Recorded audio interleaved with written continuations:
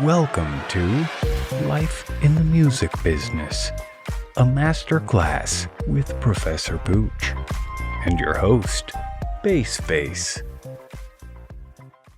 Folks, there's one thing that there's no doubt on. I've done this full time for 50 years. If I could do it, anybody can do it. I mean, it's just you got to want it enough and decide, and it's sometimes finding out where you belong. That's why the Music Biz book, one of my books, the first thing in the business section is called Goals. Who are you and what are you about? You got to try different things on for size because, you don't know till you try. Yeah, But exactly. I mean, I found it very helpful to me, even though I've kind of fallen into what I'm doing now. It's whatever happens, but I'm into anything that's fun and I'm dealing with good people. Very important. Stay away from the negative people, which we were just covering. Yeah, I mean, people knock people for all different kinds of reasons. The jealous, they want to bring them down to bring you down to their level and stuff like that. Yeah, Man, I'm telling you, they could be family, they could be friends, whatever. You're going to have to avoid them. That's all. of course. And you kind of just have to focus on yourself. I mean, for me, it was kind of, I got to the point where it was just like, I got fed up with being normal in life and just doing things the way that I was being told. So like, I literally declared to myself that I am going to change my life and do what I love and pursue my passion, no matter what anybody says, and nobody can stop me. And I mean, I literally worked, when I tell you to be honest with you, for the first 7 years, right? Even 6 years, right? I was working between 8 to 15 hours a day in my bedroom trying to get good at this. And it's like all the people around me Oh, were, it's work. yeah, It's work. yeah, it's tough. And it's like one of my really, really good friends. There was a couple of times that I wanted to stop, but he was like, "Hey man, you got this. All your music's fire." And then now I talk to him now 8 years later and he's like, "Yeah, man, it was not there, but I wasn't going to stop you. You loved it." And there was no But the point telling. is, if remember we went through this as one of our shows when I went through what makes a superstar. Number one thing, is drive, ambition. If you have it, you'll make it one way or another. That drive and that magic. And I mean, there's been some people that have made it big and they don't necessarily have talent, but they have that, Yeah, not going to stop them. for people out there, like it's a very aggressive business. You know what I mean? It can be, at least, and it can be very like an intimidating business to be dealing with high level executives. And I mean, they're very cutthroat. Don't get me wrong, but at the same time, anything is possible if you want it bad enough. And for me, it got to the point where I knew I wanted it so bad. I was willing to lose sleep. I was willing to not eat. I was willing to not make money. I was willing to live out on the street just so I could do what I do today. And Well, that's that's what's going to make you successful. The people that are superstars that really wanted it, they dreamed it. That nothing else is going to stop them from getting there. The obstacles move out of the way.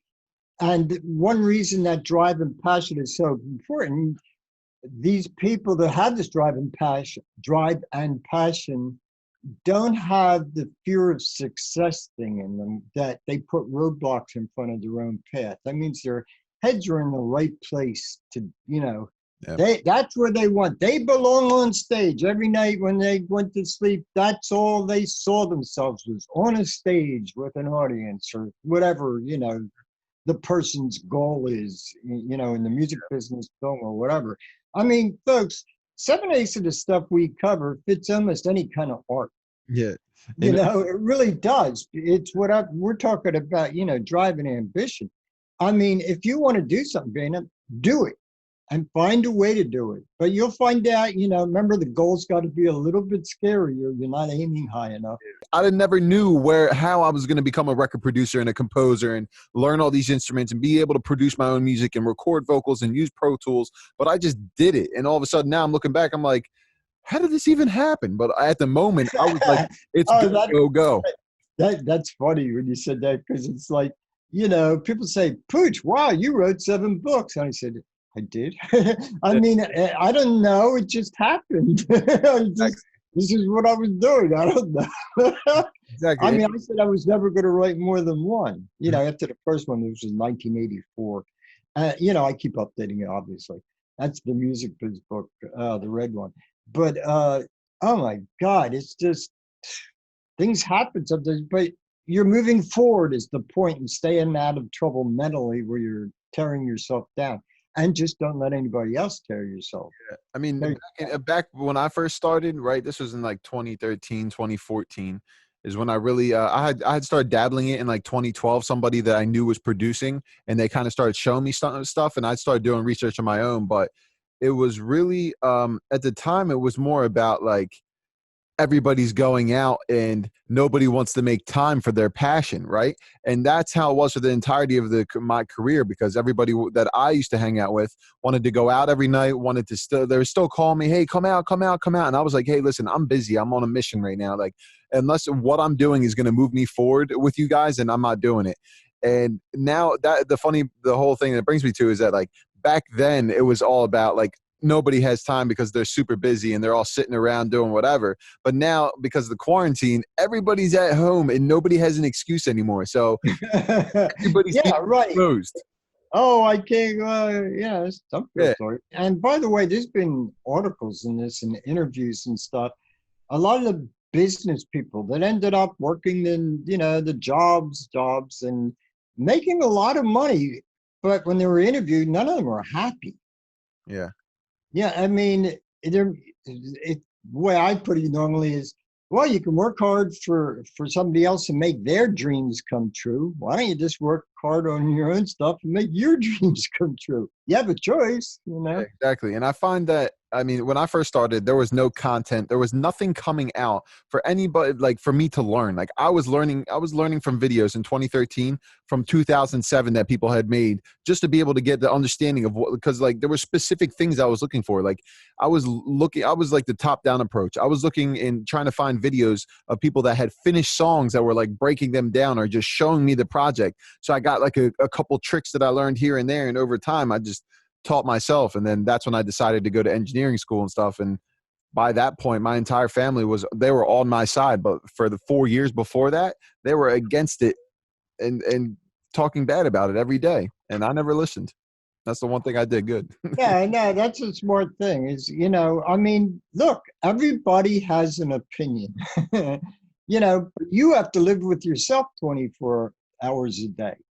So you might as well be doing, my thing is success is doing what you love to do and making a comfortable living. Yeah. I mean, you got to eat, you got to pay bills and stuff, but there's so many things you can do in this industry. And yet we talked about it. We do a show, we'll have to do a show. I have a chapter in my music biz book. It's called Meanwhile, ... while you're trying to be the top star. And, there's things you can do in music. Yeah, and that's funny that my book, and we're talking about a lot of stuff in it right now, believe it or not, is that God didn't create alarm clocks. You're working all times of the hours. We're not, going by alarm clocks, most of us in the music, they're full time in this. We go by, well, yeah, we have some appointments here and there. I still catch myself looking at clocks. It's just habit. Or as Bob Proctor called it, paradigm. Yep. And these habits you have, and stuff. I still find myself looking at it, here and there. But otherwise, I just set alarms on my phone, oh, I got to do a Zoom call or this or that. I have this contract or whatever. I make notes to myself because otherwise I'd be lost. I believe in organized chaos. But yeah, and this whole mental thing, man, is just people knock themselves down. But we were talking about it, actually did another show on it and stuff. You said it, part of it's that you really need to put effort into it, but you have to have a purpose. You have a purpose, and then you use effort to get that purpose accomplished. Okay, but it goes back to that. Yeah, use your imagination, but also that willpower. You got to focus on what you're doing. You can't just. I see, the people are just sitting around playing video games all day. Yeah. You're not advancing your career. God did not put us on earth to yeah, once in a while. It's like I watch TV when I'm eating, just to break my brain away and stuff like that. Yeah, I mean, the mind is a powerful thing, and you can train it to do many things for you. So if you have a set of habits that you don't want anymore, that are, like, as Bob would say, Bob Proctor, is part of your old paradigm, you can rewrite your new habits by just doing them every day. And it takes at least 30 days of consistently doing it to be able to create new habits. And that's where you can really change the trajectory of your life. A majority of the people that become successful, I mean, they had that one sudden moment and they asked themselves why, or like, when I say why, it's like, why do you want to do something? And if you keep asking yourself why, you'll get down to the core thing that really, really, really drives you behind everything that you want to do. By the way, there's something funny about that. When you keep asking why, that's also how to work with words in a song to get it down to the lowest common denominator. All right, you write a song. This guy's getting his mad at his girlfriend. He wants to leave. Okay, why? Because you're doing things that drive you crazy. Well, why does she do these? And you just keep asking why, and you get down to this. And it helps you to write the song, get the feelings and emotions out, but then keep asking yourself why. There you go. Yeah, and the one thing too that I really feel is helpful, that would help everyone, is um, just take one day and just sit down and create a vision board. So basically, go online, and all the things that you would ever dream of in your life, the most expensive car, the nice house, all the things that are intangible at the current moment, you take them and you print them and you create a ginormous collage saying, like, your vision board. And then you hang that up in your room next to your bed. So every time you get up, or wherever you go first when you wake up in the morning, if you go to the bathroom, you go put it on top of the toilet, and you literally, as soon as you go to the bathroom, you wake up in the morning, it's the first thing you see. And over time, then those things the intangible starts to become tangible with all the consistent. Yeah, it's amazing. It's amazing, but it works. I mean, what was it? Jim Carrey had wrote $1 million check and put it up on his wall when he was real young, something like that. Yep. And He ended up getting that check with Dumb and Dumber. That's how I he mean, got money. it's a true story. I mean, he really did. You have the one thing you have choice of in your life is your attitude.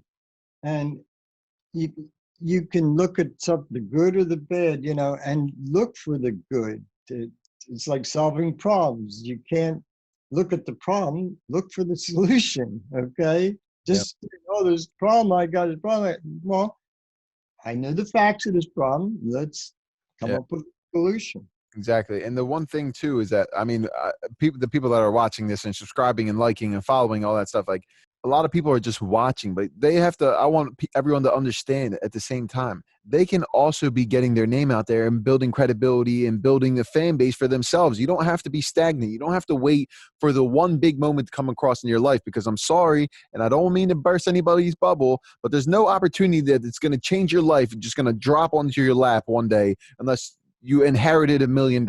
Okay. That's the only way, really, unless, you know what I mean? You have to go out there and get it for yourself. And if you don't have the willingness and the determination to do it for yourself, how can you expect anybody else to do that for you, or to gain respect for you based on your work ethic? I mean, it's just Yeah, they're not gonna want anybody working with them, whatever it is, if the person's not putting everything into it.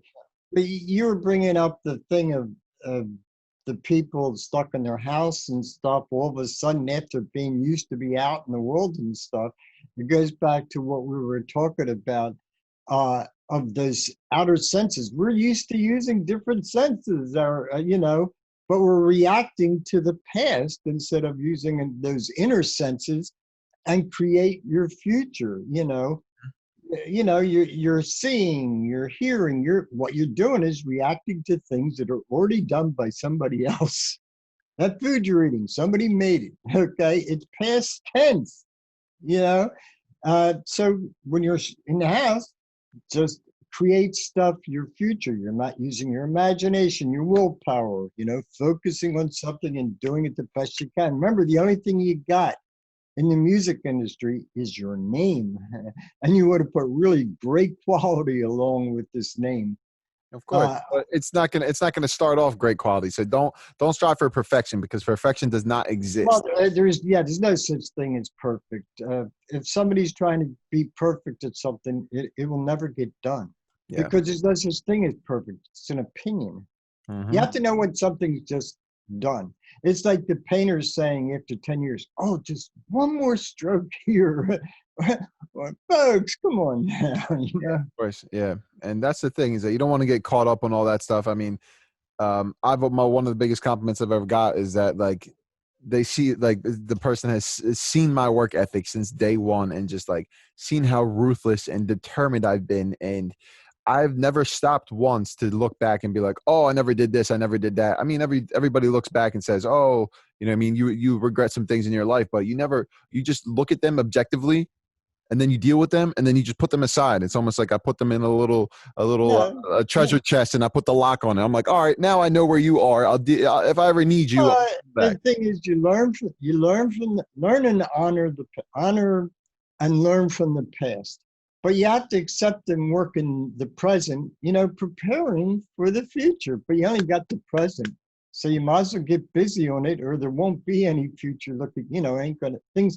The future will quickly become the past if you just don't do anything with your life. And I mean, it can, for a lot of people, I feel like the thing is that they feel like they never found their passion, or they never found the thing that they love, that they can actually that they want to get paid from, and would be happy doing for the rest of their life. So one thing I can tell everybody that I did at one point was, I mean, one for one, you can always be reading books. That's a great thing to always expand your knowledge and be able to grow and learn. But the second thing is to write a list of pros and cons.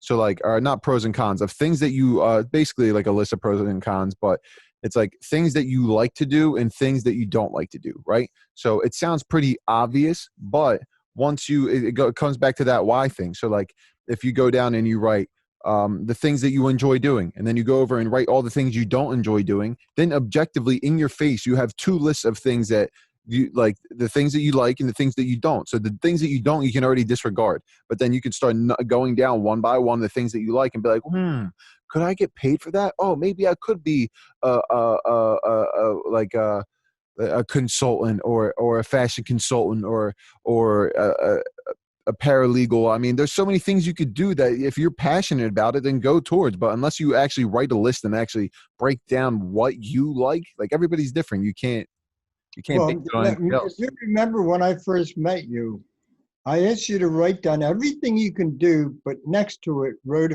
basically something like, if you like doing it or you don't like doing it. Because the way I look at it is I would want to give somebody what they like to do, because they'll do a better job at it than doing something they don't like to do. I mean, but at least I'll know. But I'll also know they can do it in a pinch, Mm-hmm. Well, I mean, be self-awareness at the end of the day. Like, that's what this whole time at home is for everybody. So just understand that you're not being punished by this quarantine. You are being blessed, because you can turn being at home into a positive thing. Now you finally have the time to take advantage of your life and progress yourself, and not look back and regret. You don't want to be 80 years old, 90 years old, and being like, wow, I wish I took that chance and moved to LA, or went to New York, or maybe I could have been a big singer in Nashville. Maybe I could have been a big manager, or started my own venue, or learned how to make music, or take that serious. I mean, now's the time. At least come up with a plan of action or something towards whatever you want to do. Because obviously going to LA right now, it's closed during the virus. But yeah, you're right. But I mean, we can switch gears, because we kind of got off topic there, because we started off talking about production and stuff, but it all ties in together, because I mean, to be in the No, because it's mental. By the way, a lot of a producer's job is as a psychologist. yeah, If you take the full job of what a producer could be, let's say you're doing a rock band, Metallica, and the for instance. bass player is fighting with the guitar player, and you're trying to keep peace so you can get the work done. I mean, producing covers a lot of things that people don't understand. A lot of people that have just been born in the last 10 years or whatever, 15 years, 20 years, I don't know my math, but since about 2000 and stuff, they don't know what a producer a lot of times really can do. And a lot of times it's working with an act from the very beginning, going through the songs, can they be made stronger, da da da da da. But you're working with them. It's part of a family kind of thing in the studio. You got to make sure everybody has great vibes going so you can make great songs, because if your head's not into it, I've seen this where people are down the studio, you can sound great, but I could feel that they're down doing it. It sounds weird. I've heard recordings and I've asked people, I said, you have up kind of music, but you sound depressed. He says, yep.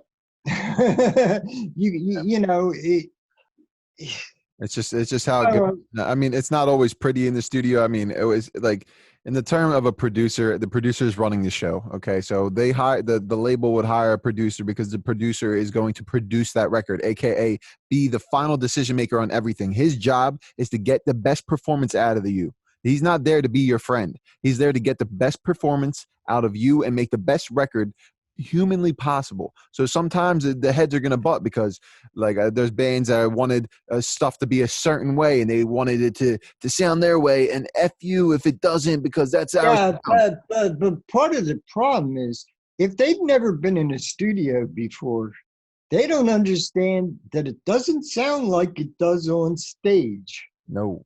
Sometimes you gotta play different. And I've seen artists that are great on stage, can't do it in the studio, and vice versa. A lot of studio people that are just not alive enough on the stage, and you got to be alive nowadays. I mean, geez. Well, a good picture, really. If you want a picture of a producer in the full extent, a producer of music is equal to a director of the film. And they direct the whole recording and finish process up to the final end of what the final cut's going to look like.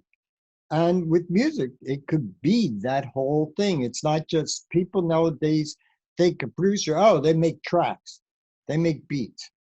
And yeah, that's some producers do that. But being an overall producer, I mean, It's bringing everybody together and putting it together. Because I mean, technically today, the producers are equal to a beat maker, but a beat maker at its core is really an arranger. That person is the one deciding what chords are being played, when they're being played, how long they're being played, and what's. Unless the producer tells them, make that a G sharp.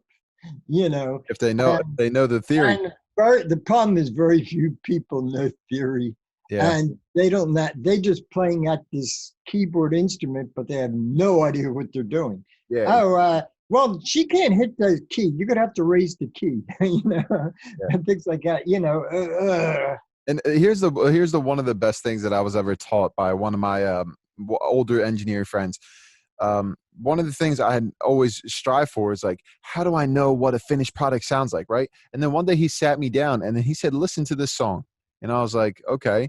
And he's like, now break it down and think about it. And this song right here, it has the greatest songwriting that could be humanly possible that you could pay with money, the greatest engineers that you could pay with money, the greatest songwriters, the greatest performance, the greatest master, and the greatest marketing behind it all. So you can take popular songs and learn from them. And people sometimes think I'm crazy because I'll go back and listen to like stuff that influenced me in my life, right? Let's just say when I was a child and I was 4 years old, I was probably listening to NSYNC, right? So now I go back, or NSYNC and Backstreet Boys, and I go back and I listen, and I'm like, from a studio standpoint, I'm like, wow, this is so genius. They put it together so well. And by the way, a lot of the stuff that people won't want to admit it, but that Backstreet Boys and NSYNC, all that stuff is great. Yeah, great songs. But here's the thing. Here's my point, right? Is that a lot of people think that they can just make a song in 2 seconds. They do it in one take. They spent so much time even back then. So now it's 100 times more time spent on everything. And all the hit songs that you hear and all the major songs like Hallelujah and Can't Help Falling in Love with You, all these songs did not happen by accident. They didn't just walk down the street and find some folio music and all of a sudden they have the hit song. Like there's a systematic way that they got to that. And that's where the theory really gives you. But you got to find what's best for you. Course. I mean, you're going to adjust it to the way you like to work. You know, everybody has a way. It doesn't matter. There's no exact path because there's certain variables depending on the song, this or that. And I was just thinking, about there. It's funny. People would go in with 5 songs into a studio and know which one's going to be the hit. But after they're recorded, all of a sudden, wait a minute, no, this is the hit, not that. Yeah. It's amazing. The problem I run into the most, I get a lot of stuff. I'll put it simply. A lot of people are buying equipment at home. My thing is great if you can, if you can record it really cleanly and well and stuff, fine. But then take it to somebody who really knows how to mix. Now, that doesn't mean you shouldn't try to do some mixing, because I'm working with a couple of people up and back. Well, I'll say, well, no, you lost the bottom, because I get stuff that drives me crazy that people like that they did, but it's all running together, which means oh yeah, the famous line, the engineer says, it'll be fixed in mastering. No, it doesn't work that way. If they can't reach in and hit that the bass is not running in between the piano, the chords, and the frequencies are all running together. You got to be able to reach in. It's got to be mixed well. And the point is, a lot of people can get good recordings, but very, very few people really have the ears. And it takes years to get your ears in mixing. It really does. Yeah, and I mean, and that's the thing, is you may never get to that point, and that's the one thing that was also told to me. Is like, I'm not comfortable. Like, I used to always be hard on myself and be like, I'm not comfortable where I'm at. I'm not where I want to be yet. And then one of my older friends said, you may never get there, but just enjoy the moment and do what you have to do now, and take advantage of what you can. Some people do things better than others. It's enjoying the journey, not just the end goal. Exactly. When you're enjoying the journey, you'll reach, end goal. It might be a little different than you expected. I mean, I didn't, with what I was doing as a musician and working behind the scenes with the majors, I didn't know that all of a sudden there'd be a thing called the internet, and that, a lot of things would change where I can get into what I really like to do. I found out because the internet is educating and I can reach a wide audience and helping people. So, I mean, there's extraneous happenstances that happen, like you mentioned. Well, here's the virus, let's work through that. There's these different circumstances that could happen that's going to affect you in some way, and make it your own new normal by creating, instead of being sucked into whatever the normal is going to be 2 years from now. Mm-hmm. Because with the virus, who the hell knows for 2 to 5 years?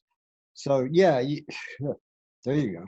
I mean, I'm just going to be optimistic and say I don't care regardless of what happens, because regardless, at the end of the day, I'm still working, I'm still building, and I'm moving myself forward. You can never just stay stagnant, because you're going to look back and 10 years is going to go by and you're going to wish you had all the time that you did when you are right now at this very moment. So take advantage of what you can, because I mean, even if you do regret things and you beat yourself up about it, stop it, because at the end of the day, it's not productive. You want to stay positive and just like a racehorse, put up your blinders and just go, and don't worry about what's to the left or right of you. Just worry about what you're worrying about, and then everything will work itself out. And everybody has their own way of doing whatever. I mean, I have this client, I kind of like what they were doing in a way, because it worked for them, because they're stuck. All of a sudden they can't do these other things. And this person likes to do all different kinds of things in music. And he says, well, if I feel like doing this, I work on this. And then if I tired it out, I go, I'll work on this. And hey, if it works for them, it works for them. And Exactly. well, I do, you and I both do a lot of different things, that people don't always see Nope. or hear or whatever. Yeah. But yeah, I mean, but do something positive, not sit back and feel sorry for yourself. You're just wasting time.